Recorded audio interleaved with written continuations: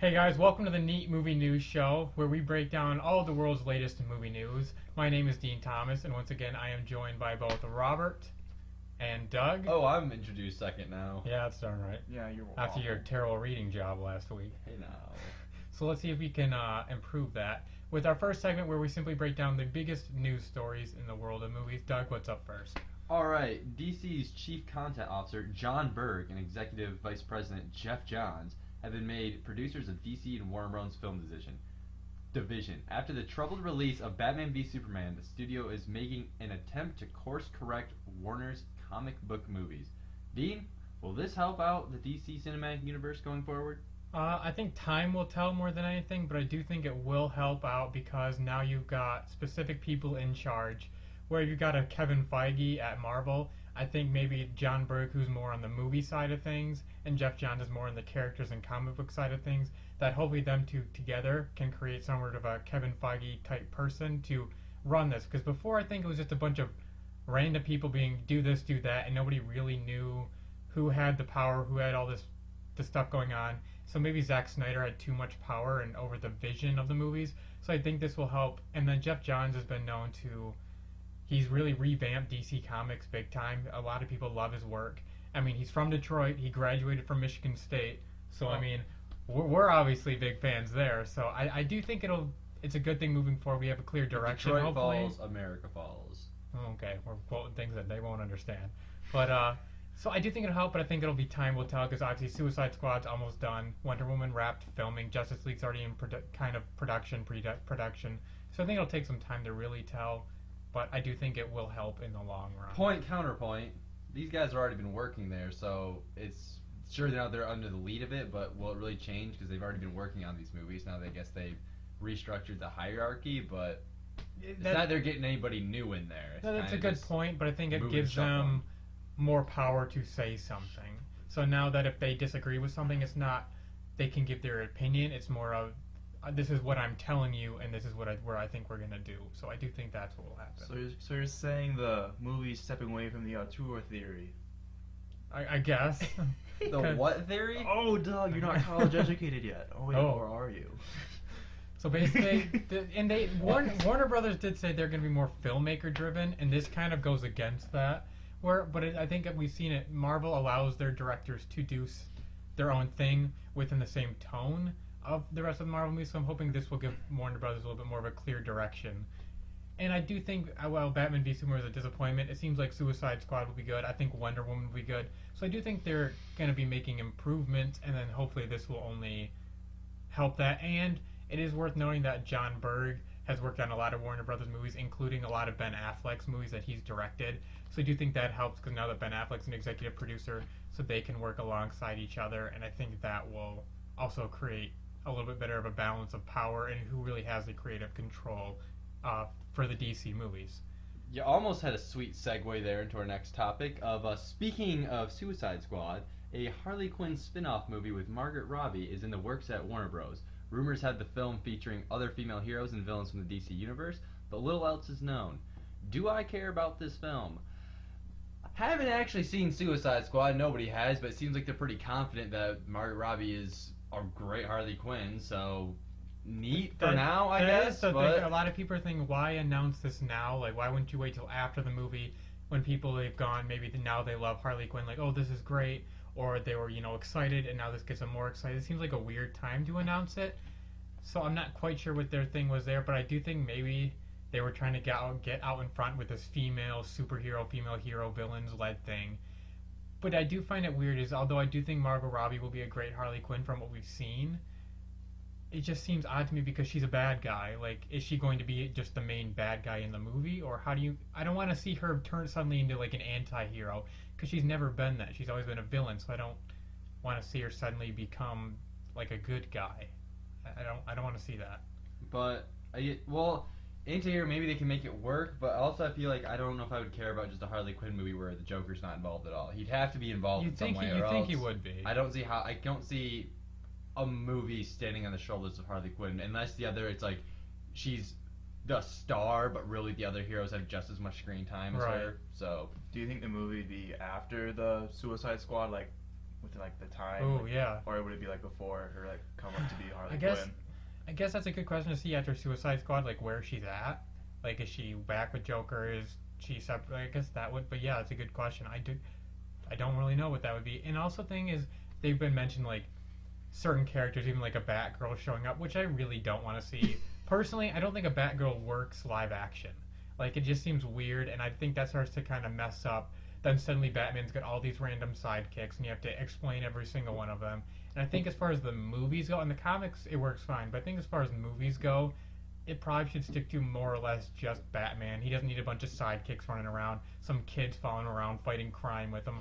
Don't think it really works. They don't. I doubt they do if they went that route. They wouldn't do kids. They'd be like, all right, it's Batgirl. But, I mean, he still has a Robin, and that Robin has a really buff suit, so it could just be pretty much another ninja type woman, and then her name they wouldn't call her Batgirl, but a Batgirl-esque character. I don't know. I don't see it translating to film you're fine really well. with Robin. I see how it is. Well, Robin. Spoilers for Batman v Superman, but Robin's dead, so we're not even going to see him. So he looked like he was not a child. Oh, he definitely wasn't a child, but a buff I think man. Batman, as far as cinematically, I don't think the sidekicks and that takes away from him. That's just me personally, but I don't know. I don't want to see a bunch of random characters in there. Now, if you throw in like Poison Ivy and Catwoman into this movie, I think that'd work really well. But my biggest question is still, who's the good guy, who's the bad guy, and what are they doing in this movie? I mean, it's a very basic thing, and it said Margot Robbie herself pitched this because she really fell in love with the character while digging into the comics, learning. So I'm sure she's got some good ideas, and hopefully Warner Brothers didn't just greenlight this movie because it's Margot Robbie. Hopefully she had a good idea, and she seems like she's a pretty smart. She's made some great choices with her movies, so hopefully this will be another one. All right, next up. Oh, Robert, actually, any final thoughts on that? Like you said, we haven't even seen Suicide Squad, but I think I will want to see this movie when it comes out. So yeah, I'm sure I'll definitely be there to see it, but. Wow, Robert, I feel like you're just going that because he's a sexually attractive woman. All right, okay. Next up, casting news for Thor 3. Jeff Goldblum has been casted as the Grand Master, who is an Elder of the Universe. Right, this guy doing a little show note editing. He's been alive. The character is described to be alive for billions of years, like at the beginning of the universe, and characterized by being eccentric and creating games on a cosmic scale. Robert, are you a fan of Jeff Goldblum joining the Marvel Universe? Of course. Try to sneak something in the beginning, caught that one, put it right in the middle. Gee whiz. Alright, skip me for now. Alright, well, alright, guy. Well, I think one thing is I didn't want to see Jeff Goldblum play a bad guy, but this sounds like he'd be more of like a neutral sort of character, kind of like the Collector in Guardians. Like, he's there, he's not just good or bad, card. but yeah, he's just and the fact that he's creating games, just I can picture Jeff Goldblum just being this weird, crazy guy, just doing these weird things like that. I kind of want to see that, so that actually kind of gets me excited for that. Big fan of that Jeff Goldblum guy, so this is all just great news because the Thor movies have not been so hot on just how good they are, and it's like, hey, that could actually just another big actor, pretty humorous one. So I'm fine with that. Pretty great guy. And it is also worth noting that they confirmed Tessa Thompson from Creed and Carl Urban, who was Dredd in the Dredd movie, and also he's in the Star Trek franchise currently. So I think that's another great addition. But what has me most excited about Thor 3 is the director. I'm not entirely sure how to pronounce his name. It's like Taika Waititi or something like that. But he directed What We Do in the Shadows, which is a very, very funny movie to me, and I really like his kind of comedic sensibility. So I think he can hopefully bring that to Thor, which I think could use. The humor works in Thor, but I think they could use it a little bit better because sometimes there's too many one-liners in Thor, and then they try to get real serious and it didn't work. So I'm hoping this director can bring something a little bit more fun and balanced to the movie You as also well. just described Age of Ultron. As far as jokes, yes. Yeah. Very true. Do you think Thor will tie into Independence Day? Oh, Jeff Goldblum? man. So Thor takes place, what, thousands of years after Jeff Goldblum's character becomes the Grand Master because he defeats the aliens? He defeats the aliens, becomes the Grand Master. I like it. Alright. We're just moving on. We're moving on. Alright. The Irishman from Martin Scorsese sells to STX. Give us a rundown on this, Dean, because I have no idea what it's about. Alright, so basically this is based on the book, but it's about the disappearance and most likely and what we all assume was the murder of Jimmy Hoffa. And I think what's great about this, one, you've got Scorsese attached, one of the greatest directors of all time. Then you throw in that it's Robert De Niro and Al Pacino in this movie. And what it's based on the book about, these guys on their deathbed telling the story of, their run-ins with Jimmy Hoffa and doing business with him more or less in, the mob world. And what the movie is going to be, it's going to be flashbacks of De Niro and Pacino. So they're going to use what they're quoting as the Benjamin Button technology, which we've now seen them do in Ant-Man and even Civil War, where they de-age the actors. So you'll see Robert De Niro playing himself just as a younger version so they can do these flashbacks. And where Robert De Niro's been better recently, he has mailed in a lot of performances. Al Pacino hasn't been in a lot. But they're still some of the greatest actors. It's Scorsese, so you'd imagine they're going to bring their A game. But one thing I think the biggest thing for me is the story of the whole thing of what happened to Jimmy Hoffa. Like, he just disappeared off the face of the earth and we've never found him. So I'm really curious to see more of the story of this movie and how Scorsese tells it. Is that something you guys you guys probably haven't seen a ton of Scorsese movies? I've seen The point. Departed, so it's enough for me to want to go see other movies by him. But other than that, yeah, I can't really talk too much about it.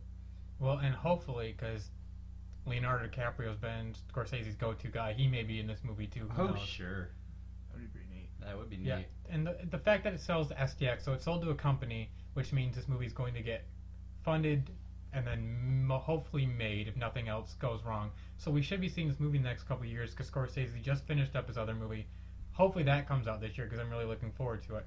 But for me, this is just a pretty big piece of news that I think may not be big now, but will be big down the road as we get closer to this movie and it hits production. So I did want to mention it, and it also plays into the whole Benjamin Button technology. Now that's a phrase of de-agifying actors, which I think is going to become a major part of the movie industry going forward. We're starting to see a lot of different movies using it to make their actors look younger.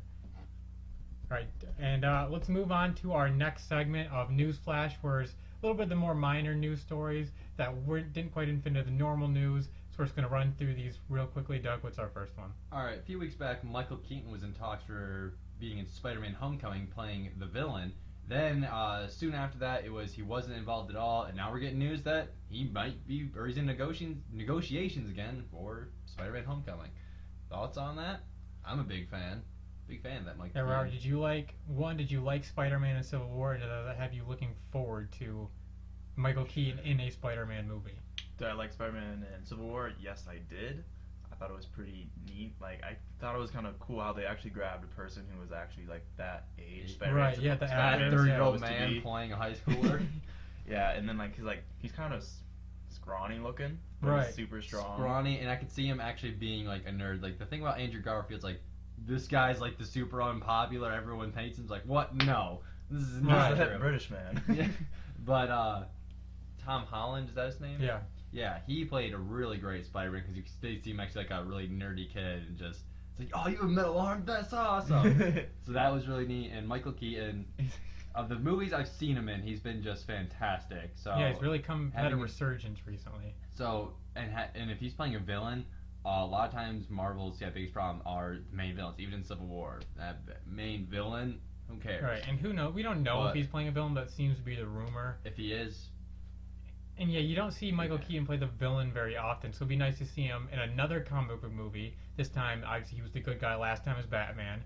Now to have him play a bad guy, and he's one of the best out there right now. He's had this giant resurgence, and I think the reason he probably dropped out is because Robert Downey Jr. was announced in the cast, and Marvel probably had a hard time being able to afford both Michael Keaton and Robert Downey Jr., so I'm sure something happened there, and Marvel really wants him in this movie, would be my guess, so they're going to end up willing to pay him a little bit more, because you want a good villain for Spider-Man to go up against, and Michael Keaton's kind of a quirky, odd guy as it is, so I think he would play really well off of a 16-year-old nerdy little kid, so I think that would work pretty well. What's your favorite Michael Keaton movie? I never saw Birdman. Birdman, I wasn't the big, I mean, like, I appreciate it as far as filmmaking goes, but as far as a movie, I didn't love it. I really liked him in The Other Guys, the police chief. It's funny. Gene or whatever. Yeah. Yeah, he's good in that. Beetlejuice is always great. He was really good in Spotlight last year. Yeah, I don't know. He's been doing some really good things recently. Speaking of Spotlight, what are the chances of the Hulk showing up in this movie in non-Hulk form and just screaming at Michael Keaton? It's not a crossover. So you're like, Tony Stark, knew about the Spider-Man and he lied. They covered up. They knew about it and they let it happen. We can't put the story out yet. Chances of that happening? Well, I think you just made a terrible reference in general. I'm very confused right now. DC Spotlight. I made the quote I a did little not. bit wrong, but you got the idea Yeah, there. it was just not necessary. All right, what's up? Should probably cut that. Sure. I don't know. Some people like quotes, Dean. All right, moving on next. Transformer 5 gets a title. The title of Transformers 5 is Transformers 5. 3 times the charm. The Last Night. Now, I had the pleasure of not seeing Age of Extinction. No, you were lucky. So, yeah. Well, it's not worth it. Is it a Batman movie? The Last Night? Like The Dark Knight? Or is it the last movie? And that's what I'm hoping, because Oh. these movies, I like number 1, I hate number 2, number 3's got some redeemable qualities, and 4, Redeem. sure. And number 4 His name was, is I think they figured that out. And number 4 was maybe the biggest load of trash I've ever seen on a movie screen.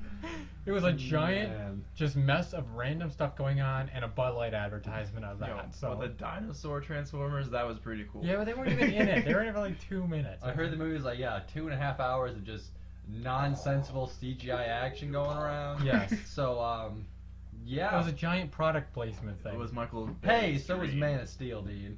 Have you not compared to this? I've- A Bud Light truck explodes, middle of battle. Let me just crack Owen's Bud. Let me show you the label and take a big swing. Okay, that's what I also happens. heard about the Beats pill one where they literally just hold out in the Oh hand. yeah, and they just hold the camera there for a good Oh, good dude. 30 seconds. It's I just, gotta pay for that garbage somehow. So are you not going to see this movie in theaters? I probably will, to be honest. to be honest, I feel like I will because I want to do a review. A lot of people go and see it, but at the same time, it's gonna be like, do I want to waste my money? And yet, the trailer will probably be awesome. Every trailer for Transformers is normally awesome. Just when you get into the Because movie, Transformers are actually awesome. right? but Well, just, can we get like somebody else to direct these movies? Because just get I would love Optimus Prime murdering. I want Decepticons. Shia LaBeouf back. that. I want him to be turned into a Transformer. Well, and the other thing Terminator? is, and the other thing is, I don't know a lot about Transformers lore, and maybe this plays nothing into it, but I don't know what the last night means. Maybe it's referring to the bad guy. Maybe it's like Optimus Prime is the last night of something, a Prime. I don't know. He is the last Prime. That's true. So maybe it's something with that. So basically, they're just gonna recycle the last number 2 story or something like that. I don't know. I'm just not a big fan of Transformers at this point. Transformers so 1 is great. I like that Great a lot. film. 2, no. Oh, 2 is trash. 3, I thought the stuff in Chicago, like the end battle, I kind of like that stuff too. But Was that Dark Side of the Moon? yeah, didn't hate that one. And then 4, as I said, was the biggest piece of trash I've ever seen on a movie You're screen. darn right it was. Alright, so even more video game movies are being announced. Not just one, but a trilogy of Tetris movies are being planned. The movie will be a co-American and Chinese produced film with a reported $80 million budget. What? What? I have no. What do you? What is this nonsense? What are you gonna do in a Tetris movie? In 3 of them? Like I mean, it sounds like Pixels, the Adam Sandler movie is what it sounds like. but to like me. worse because they're just blocks. That's what I did in my accounting classes. Instead of actually doing accounting, you just play Right. Tetris. That's what you did. I I can make did. a movie out of I that. didn't do that. I have no idea. Like, the only thing I can think of, and this isn't my idea, I heard this somewhere else, but that they had to build like a wall from invading aliens, and So somehow it's a Donald Trump movie. sure, but they had to build a wall. But then that still makes no sense because let's build this wall, but let's Won't make it it complicated. Yeah, True. why are you making the wall disappear? Yeah, like I don't understand. Where do these blocks come into play? Are there humans in it? Like, why do you need $80 million to do it? I get the fact that Tetris is like the top selling game of like all time. I've never because- played that really. I haven't really played, but Well, it's so there's simple. so and many it's- yeah. iterations of it all over the place. But it's like when I think of Tetris, like man, know what I wish? There was an $80 million blockbuster hit of that. Man, I'd love to see that. No, just stop. Well, just I think the other thing is stop. scroll up real fast, but Oh sure. more. But the other thing is, something tells me the trailer's gonna come out, and it's gonna like blow us away, and we're like, oh my god, I can't wait to see this, and we'll have to like eat our words. But right now, I don't know what in the heck you do in a Tetris movie. Yeah, I Pillsbury Doughboy doubt I'm eating anything that movie's feeding me. Unless the trailer is just spectacular. Right. I I'm mean, not gonna see someone this tells me it movie. will be just because that's just how things work. But Yeah. I don't know. All right. All What's right, our last story? of the news flash. Sherlock Holmes 3 may begin shooting this fall. with more movies planned after the third, according to producer Joel Silver. I'm a big fan of these Sherlock Holmes movies. I am as well. I've not seen, like, a lot of people say the ones on BBC are way better. Oh, that's great stuff. I've watched seen a couple episodes. But big fan of that Robert Downey Jr. So more of these movies. I found the first and second ones just great. So it's like I didn't even hit their peak for me yet. So I'm happy that more coming out. I hope they bring back like the slow motion like action shots. That was cool. Oh, I'm a big really fan neat. of I believe Guy Ritchie directs them, who directed like The Man from U.N.C.L.E. And I know his style is very unique, but I like it. It's like fun, and they made him into action movies. So I'm sure if you're like a Sherlock Holmes purist, you're like, well, I want the detective. Well, that's not what you're gonna get you. That's not what's selling right now. Like that's just the way the movie industry is. But yeah. Yeah, boy, this is more of like a fun, and Robert Downey Jr. is so like quirky in the role that I'm just entertained by these movies. And he just can play that really smart guy so well. Smart douchey. And Yeah. And I'm a big fan of, like, especially slow motion scene when in the second one when In the they're all woods. in the woods. Yeah. That scene's just really awesome.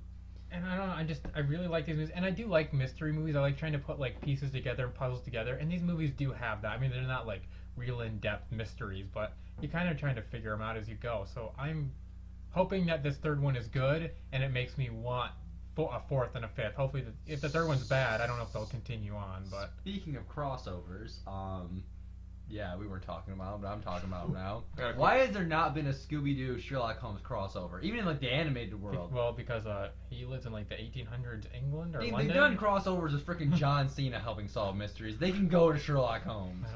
Probably because Sherlock Holmes didn't want to. They did with Batman. Didn't want to scoob down to their level. Oh! Wow, that was a stretch. No comment. Would you say you had a question or something, or? Is Jude Law gonna be in this one too? I would hope so. Yeah. It seems like you I can't like get their rid of duo. Watson. Yeah. I like their duo. Yeah, I don't think you can just get Great. rid of them. All right, and that will do it for Newsflash, and we will move down to Trailer Talk, where we simply talk about all of the latest trailers from this past week. And we had a lot of them. So, Doug, what are all the trailers All that right, there were came out? 7 this week. A lot of being the second trailers for the movies. First one is the first trailer for Hell or High Water. Had one for the BFG, Ghostbusters, Purge 3, TMNT 2, Sausage Party, and Star Trek Beyond. Which of these theaters stood out to you? Sausage Party. It is the Green Band trailer, so you don't get all the real hard-hitting R jokes, and yet it made me laugh a lot. No, so. yeah. I don't know, like. So, and we're all gonna, the three of us and a couple of friends are gonna be in Colorado when this comes out. So I'm looking forward to seeing this movie with all of us, just having a great time watching this ridiculous-looking movie. The Saving Private Ryan scene Oh, gets me. that's with the soup putting the noodles back in the Oreo, picking up his other half. Oh man. Man, the potato gets me every Oh, time. Oh man. Oh jeez. But as in like movie quality, maybe Star Trek's probably one I'm looking most forward to.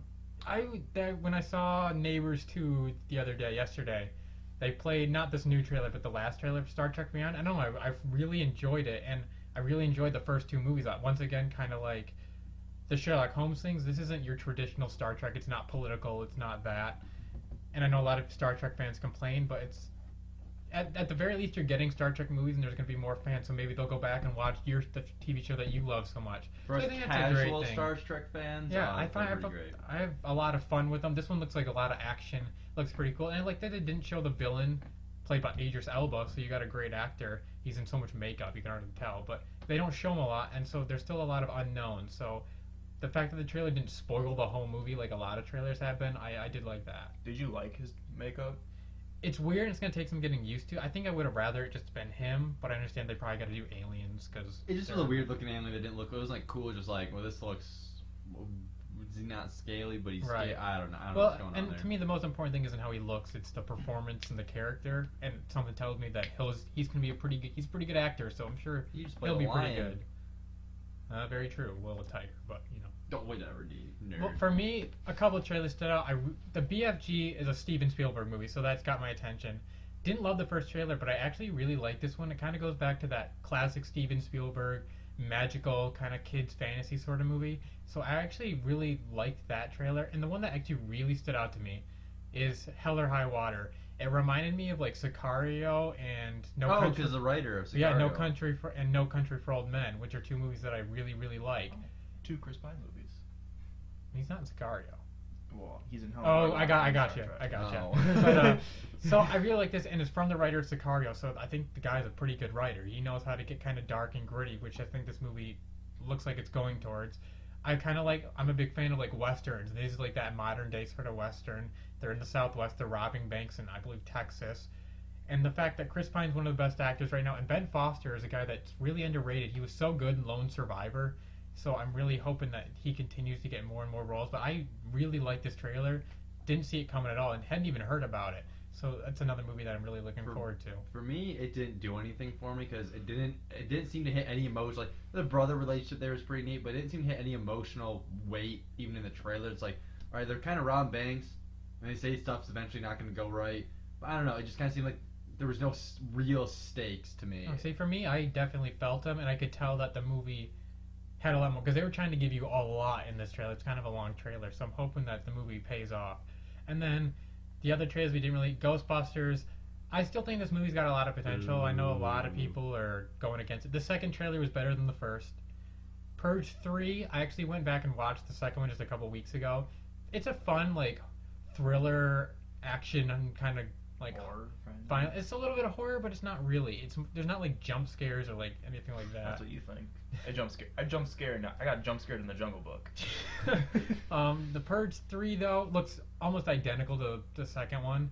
It's the political ramifications. Although it's a really cool concept to me. Like it's a cool Very thing. far out. My problem with that is like, well, I haven't seen the Purge movies. Like, I didn't so see the first everyone one. is just like, how do they even live regular lives after these things? Because they are freaking psychopaths during this one night. They Yeah, turn it to is like kinda everything turns crazy, like but- post-apocalyptic. But at the same Fallout time, crazy can't style. you see certain people being that way? But once a Like year, I don't doubt Americans would be willing to 1% of thing of crime, Dean. I feel like people. Well, that's are, there's a movie. You I gotta feel stretch like it after some, Purge but night, no. people aren't going back to regular days. See, there's a plot flaw.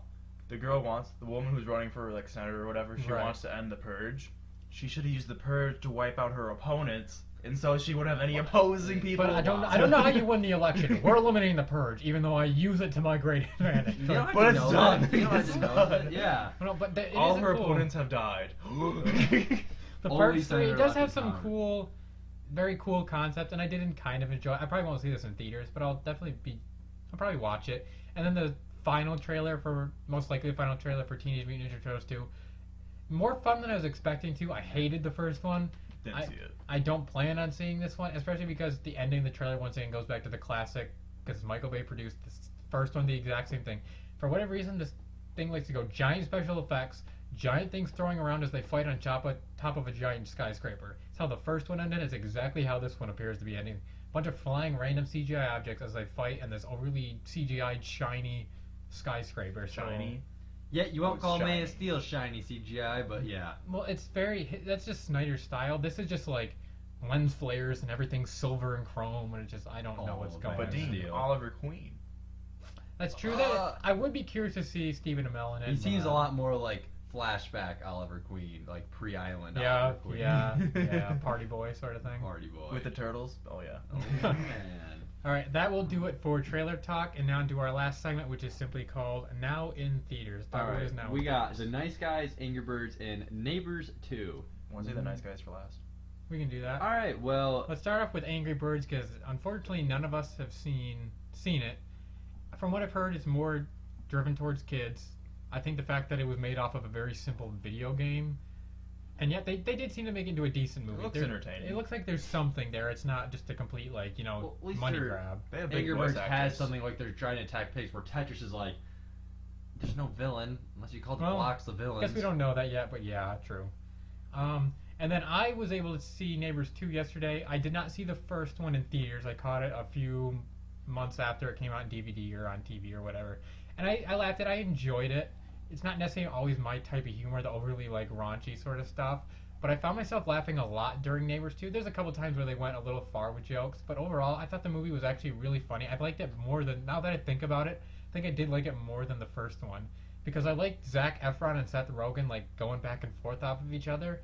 And although I think the sorority stuff didn't work as good as the fraternity stuff because the girls were much more annoying because their whole thing was they want to be able to do whatever they want, and it's a good message they're trying to send. Girls can do whatever because there's this rule that sororities can't throw parties, but fraternities can, and that's a legit rule in like our world today, which is a weird rule. So I like that they were trying to send the message of girls can do whatever.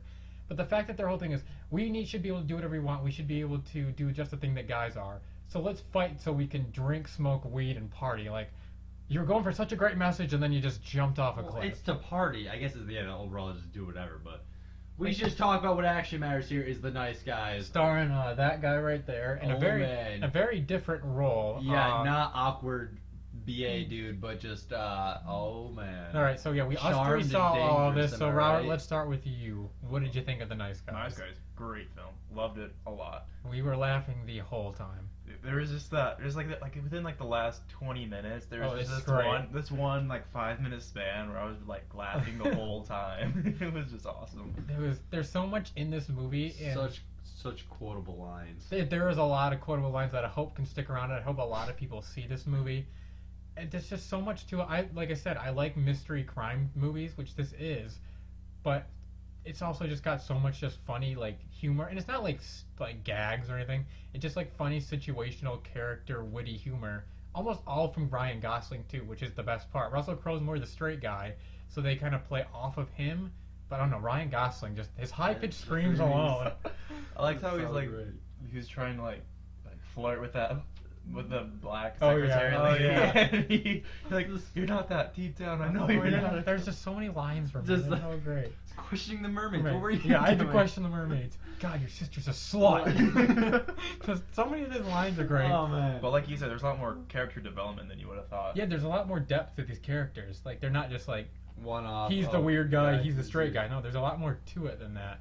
And I don't know, it's a cool story of how their things get intertwined, and I don't know, I think everybody should go out and see this movie. And You'll have a good 2 hours or so. of yeah, and I've been It's telling them, if fantastic. you enjoy The Nice Guys, also check out Kiss Kiss Bang Bang. I'm trying to convince them to watch it because it's the same director, Shane Black. It's Robert Downey Jr. and it's the same sort of mystery crime movie with humor. It's got a lot of different stuff in it, but it's just a lot of fun to watch, just like this movie is. And being that we're all obviously from Michigan, we appreciated all the Detroit and Michigan Yeah. shout outs, so that was kind of cool as well. So I definitely would suggest everybody go out and see The Yeah, Nice well, all Guys. the terrible crap they were doing, but hey. Yeah, well, you know, Killing the birds, dude. it wasn't necessarily them, but Wait, there's just so many you great died, things. so the gas mask Didn't didn't do do anything. I really think Stands on it. Oh, I thought you were dead. that- Oh man. I just think everybody should go out and see The Nice Guys. It is such a funny and clever movie. Alright guys, that will do it for our second episode of the Neat Movie News Show. Hope you guys enjoy it. Make sure you jump in the comments below and give us your thoughts on any of these topics, whether it was the news, the trailers, or what's now in theaters. We'd love to hear from you guys. Make sure you're following us on Twitter at Neat Movie News for all the latest in the world of movies. I want to thank both Robert and Doug for joining me once again. Sure. Sorry for this getting up a day late. We'd like to normally shoot these on Fridays. Saturdays might become more regular because it's easier for all of our schedules for the most part. But thank you guys so much for watching, and we'll see you back here next time.